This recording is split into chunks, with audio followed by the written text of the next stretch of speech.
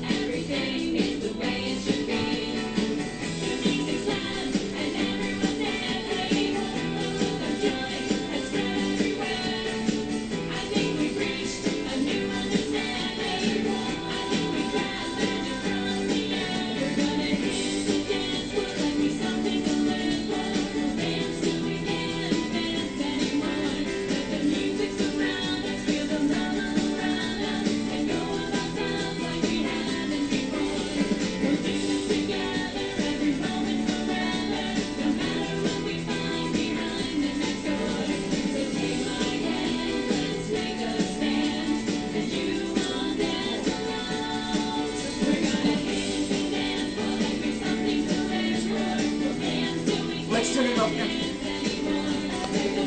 No, don't turn that off. Don't turn that off. Okay, just turn off the music.